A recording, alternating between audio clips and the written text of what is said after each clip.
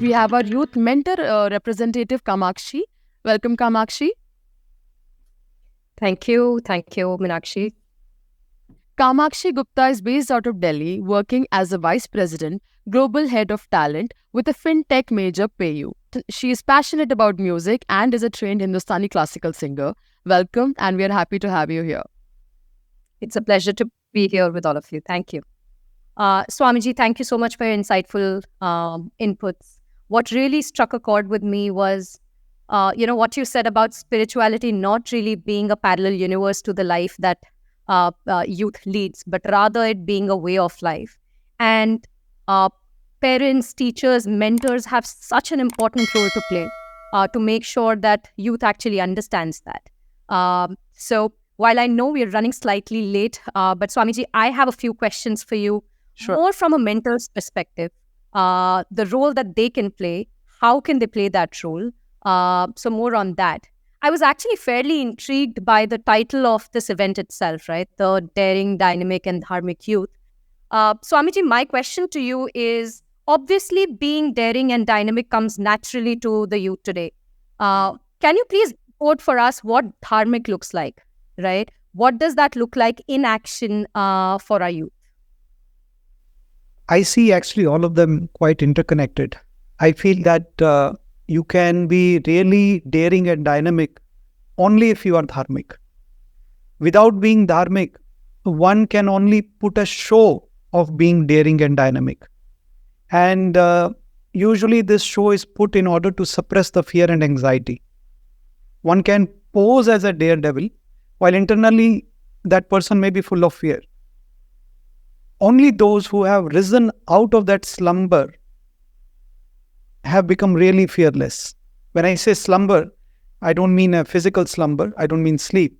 Those who have risen out of that dependency on the whims and fancies of our mind, our senses, only they have become really fearless. Even fearless of death.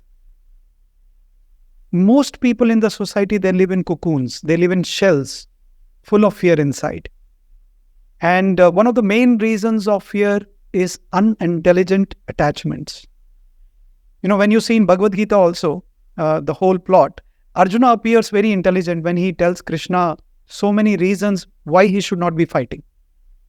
But Krishna cuts asunder his ignorance by saying, because there is unintelligent attachment in you, that is why you are doing that. A person without a sense of dharma, I feel is like the same example I gave earlier, like a vehicle which has no steering, no brakes, but only has accelerator. Right? We need to really understand that daring and dynamic part of our personality can really, really flourish only when we are dharmic in the real sense. And here dharma does not mean religion. I am saying it again. Dharma does not mean religion. It is our swadharma. It is the very fundamental property that makes us what we are. We as a human being. Unfortunately, most of us, we only identify ourselves with a particular role and get stuck in it. We may identify ourselves as a family member, or maybe as an employee, or maybe as a employer. But that is not the only role we play in the society. Our most important role is the role of a human being. There's a very famous Sanskrit Subhashitam. It says, Ahar nidra bhai maithunam cha samanya metat pashubhihi narana.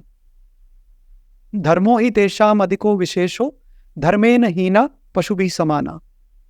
Meaning that if there is someone who is only worrying about how to get the next meal, how to get good sleep, comfort, how to get some facilities and necessities of life so that I can be secured, and how to continue the progeny, how to continue the next generations. This is very common between humans and animals. There is nothing right or wrong about it. But if we are only limited to that, you could be working in a multinational company, or you could be a scientist, doesn't matter. But what is the main motive behind what you are doing? That is what is very important. It is the bhava, the attitude, which is more important than what you are doing externally. And that is what is at the crux of that dharma, understanding the swadharma, identifying what lies beyond these commonalities of human kingdom and the animal kingdom and rising beyond those. Really living life as a human being. Really living life as a human being. Not just like an animal in the skin of human beings. Even in this 21st century, we have so many nirbhayas and shraddhas happening even now. Isn't it quite unfortunate for our society? There are many such cases which often do not get reported. One of the main reasons, as I keep saying, one of the main reasons is because our youth have not been exposed to the source of strength like Bhagavad Gita.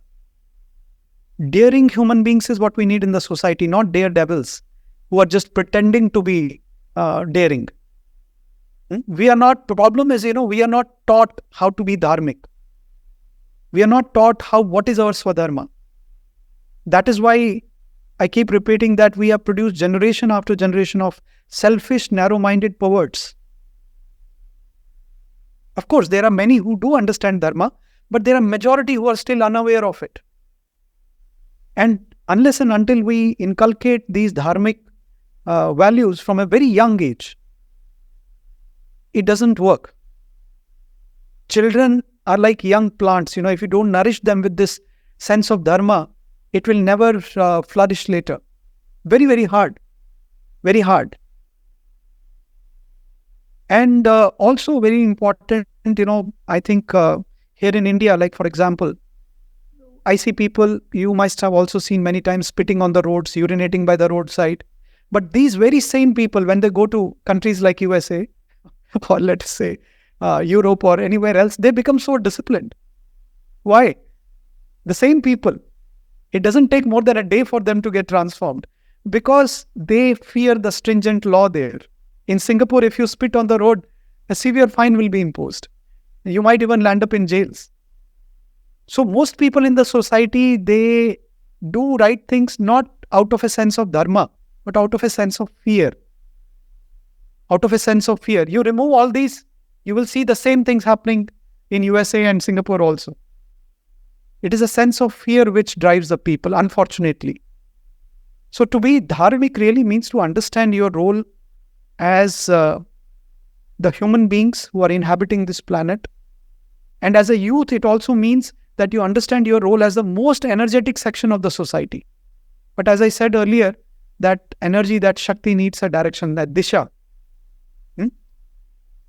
So once you understand your role as a youth, as the most energetic section of the society, and you understand what real independence means, not just whims and fancies of the mind or senses, what real independence is, that is what I would call a dharmic youth. Once you have a sense of responsibility to the society, to the climate, everything, to the country, that is what a dharmic youth means to me.